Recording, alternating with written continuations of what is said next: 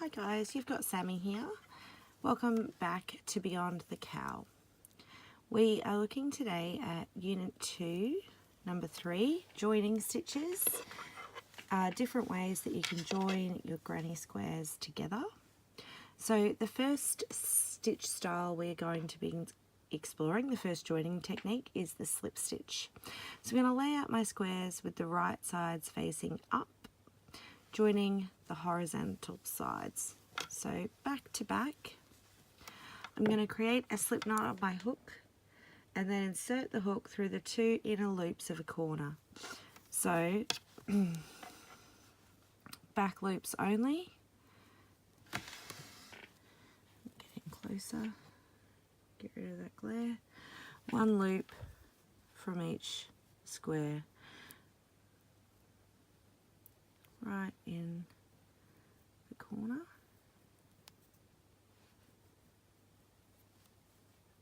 Oh, if I can get in there.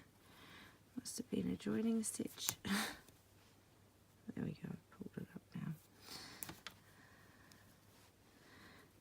Get in there. Alright, I'm going to pull through both loops, yarn over, and just pull it through as a slip stitch. We don't want that too tightly, so pull the hook up a little. We're going to insert through the inside or the back loops of the next two stitches.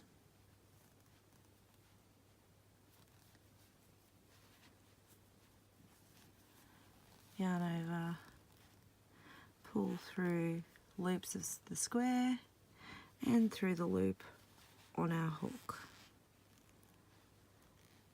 So we're just going to continue that slip stitch technique all the way down our square. This one's just working in the back loops for a nice flat join. It's a bit hard to see, but that will sit nice and flat with our squares.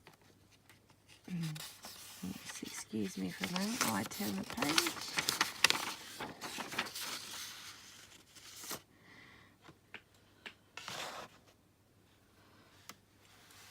And we can continue slip stitching to join our next squares as well, to minimize the ends we have to weave in.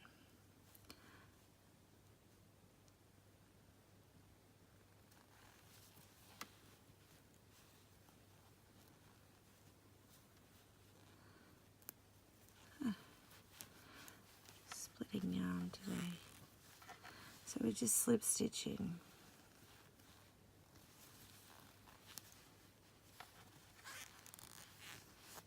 All the way down through those back loops to the end of the row. I'll let you guys finish off there and I'll meet you back here for the next part. A slip stitch in every stitch to get a nice flat join between our squares. I'll see you all soon. Okay guys, we're back.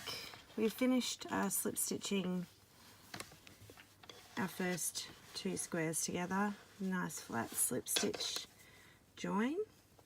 I just wanted to show you how to join, obviously going across horizontally, easy enough to join more squares, but you can add a vertical by going back to back and just slip stitching through the same way.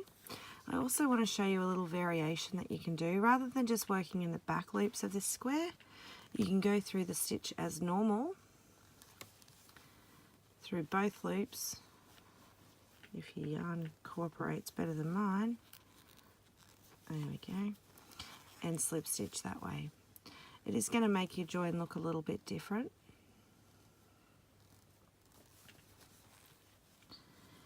But that is the other alternative, and that's going to give you a little bit more of a raised join.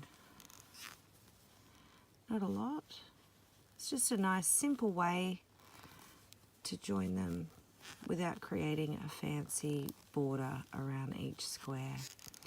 The other thing I wanted to point out, when you get to an intersection like this where you're going to have 4 squares, you're going to do the same thing. You're going to slip stitch into one, then jump across and slip stitch into the other, and then jump the other way.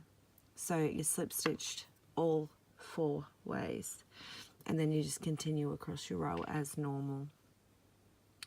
Okay, that is the slip stitch join.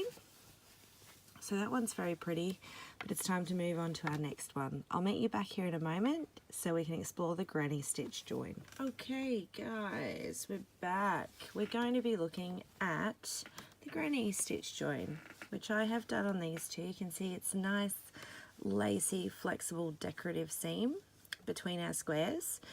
I'm working on a solid edge granny. If you have traditional grannies with 3 double crochet clusters and chain spaces, you can work this straight into the gaps. So let's just fold that. So that would be the edge, and because I'm working into a solid as I work, you'll see I'm talking about skipping stitches. You don't skip stitches, you just work straight into the next chain space, straight into the next chain space. So for joining a traditional granny, super easy. You don't need to have a solid edge because it will work perfectly in any square that has a gapier edge, but we can also modify it, as I have done, to work into a solid edge. So those two are joined together. This is the next one in that row for me, the sunflower square. So let's get started. As I said, I'm working into the edge of solid stitch with no holes for both of them. I'm sure if you refer to the written pattern and the video, you'll be able to quite easily see how this works. Oh, there's a traditional granny edge there, but with half double crochets. So you'll be able to see a little bit on this square how that will work. So the first thing we're going to do is join our yarn in the corner stitch of one of the squares. Either square doesn't matter, because I've already joined 2, I'm just adding on to the other side of this one. So we're going to join the yarn in a corner stitch of one square with a slip stitch and chain 3. Now in the corner of the other square, I'm going to do 3 double crochet. Oops. 1, 2, and 3. You can see that my squares are kind of drifting apart. I'm not too worried about this at this point,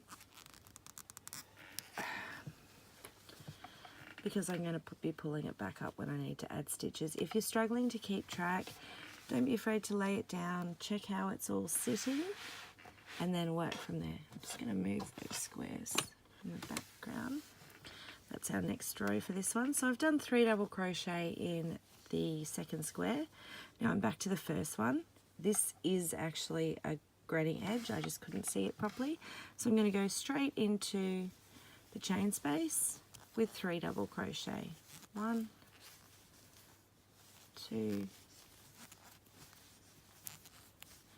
and 3. Now because I'm joining a granny edge to a solid edge granny, when I go back to join this side again, I'm going to count 3 stitches. 1, 2, 3, and I'm going to work my 3 double crochet into the 4th. So my spacing will be the same as if I was joining to another traditional granny, but I'm not.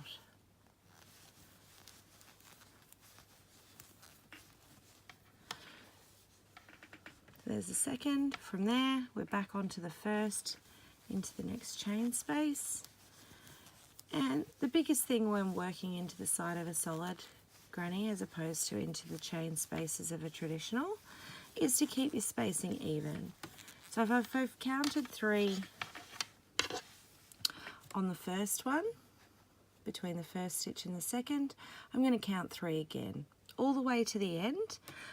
In our last stitches in the corner, we're going to add a double crochet, but I don't want you to finish off just yet. I'm going to show you how to join some more squares with less ends to weave in. So finish that row, double crochet into the corner of the last stitch for the whichever square ends up being last, depending on your stitch count, and I'll meet you back here to show you how to join squares into 2 rows at one time. See you soon. Okay guys, I'm back. Now, my apologies, I misspoke at the end of that last segment. I said don't detach your yarn, and I did. We weren't joining from there. You can see I've joined 2 complete rows. So rather than joining each square in each row and then each square to the one below, we're going to join them into rows and then join the whole row at a time. So we've got less ends to sew in. So we're going to do the square in the same way, joining in with a chain 3 and working our double crochet clusters across. When we get to the end, in the last corner, rather than doing a double crochet, we're going to do 3 double crochet. And we're going to join to the next square here by working a 3 double crochet into that corner. And then we're going to continue the pattern all the way along, finishing on the very last corner of the very last square of the row with a double crochet. I can't wait to see what squares you guys choose to join up, and some beautiful blankets with the stitches you've learnt today. I hope you found this helpful. Thanks for tuning in. Don't forget to hit the subscribe button for Beyond the Cowl. I'll see you next time. Until then, happy hooking.